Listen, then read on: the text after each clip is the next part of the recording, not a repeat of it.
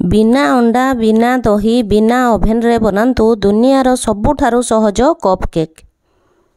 देखंतु केक केते सॉफ्ट हेची एहाकू आपण पिलामानंकु टिफिन रे मध्य देई परिबे।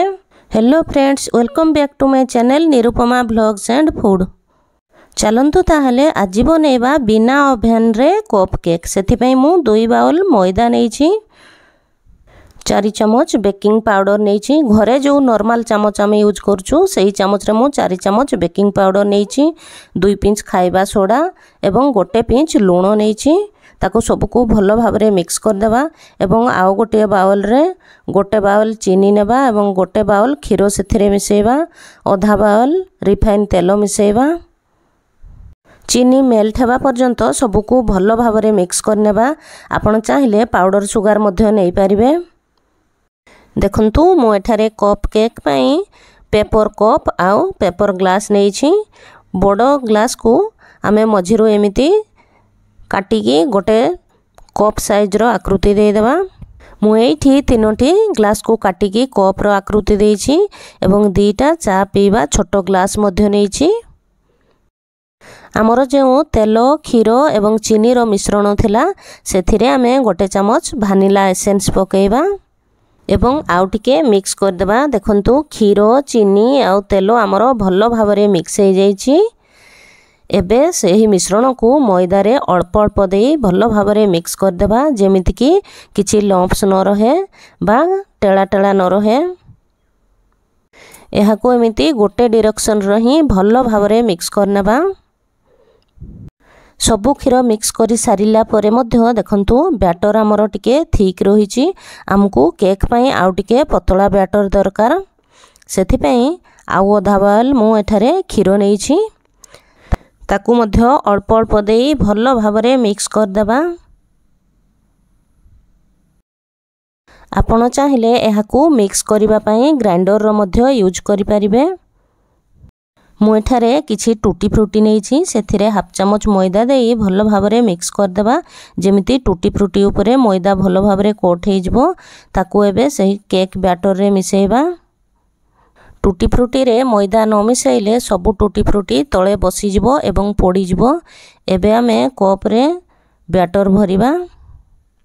कप रे अधारु टिके अधिक बैटर देबा, ताठारु अधिक जमारु देबानी, नहले केक फुली की बैटर सबु बाहर को बाहरी आसीबो। देखंतु कप रे एतिकी लेखाए बैटर देबा। एई परि भाबरे सबु कप रे आमे बैटर भरि नेबा। मु एठी सबु कप रे बैटर भरि नेछि। एबे सबु कप को गोटे प्लेट रे रखिबा।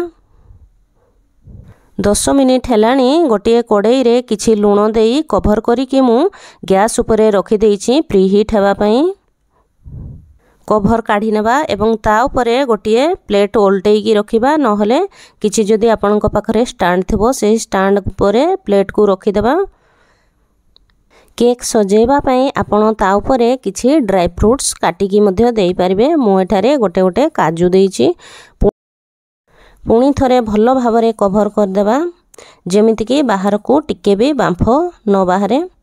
चारिपटे भलो भाबरे कवर हेइथिबा कवर ही देबा एवं 30 रु 45 मिनिट पर्यंत कवर कर देबा। मोर एठी कवर करिकि 45 मिनिट हे गलानी। एबे ताकू चेक कर नेबा केक सिझलानी कि नै। देखंतु मु गोटे टूथपिक सहायरे चेक कर नेली। छोटो केक पूरा सिझी जाइछि। बड़ो केक को मध्य चेक कर नेबा सिझी कि नै। टूथपिक पूरा सफा बाहरुछि, ता माने केक पूरा सिझी जाइछि। बड़ो कप केक टी मध्य भलो भाबरे सिझी जाइछि। एबे प्लेट को बाहर करी किछि समय ठंडा हवा पई छाड़ देबा। केक एबे हमरो ठंडा हे गलानी। पेपर को एमिति साइड रु छिंडेकी केक को बाहर कर नेबा। वीडियो टी जदि भल लागि थाए ताहले गोटे लाइक शेयर एवं कमेंट करंतु। आउ एही परी नुआ नुआ वीडियो देखिबा पई मो चैनल को सब्सक्राइब कर दियंतु। पाखरे थिबा बेल आइकन को प्रेस कर दियंतु एवं ऑल ऑप्शन टी को क्लिक कर दियंतु, जहा फଳରେ मोर नुआ नुआ वीडियो रो नोटिफिकेशन खूब शीघ्र आपनक पाखरे पहुंची परिबो। देखंतु एठी गोटे केक को मु बाहर कर नेछि। एही परि भाबरे सबु केक को बाहर करनेबा। एहा बनेबा बहुत ही सहज एवं खाइबा को मध्य बहुत ही टेस्टी लागि थाए। बजारु आपण केक न किनि की घरे निजे एही परि तयारी पिला मानन को खाइबा को देई परिबे एवं निजे मध्य भलो खाइ परिबे। पिला मानन को टिफिन रे मध्य देई परिबे। एहा को आपण को पिला माने बहुत खुशी हेबे। देखंतु केक केते सॉफ्ट एवं स्पंजी हेछि पूरा मार्केट रो कप केक परी। एई छोटो केक टी मध्य देखंतु केते सॉफ्ट हेछि। निजे घरे जदि आमे एते सुंदर केक तयारी करि परिबा ताहले आमे मार्केट रो केक काहे की किनिबा। एहा को थरे निश्चय ट्राई करंतु एवं आपणको केक केमिति हला मते निश्चय कमेंट करि जणांतु। एहा बनेबा मध्य खूब सहज।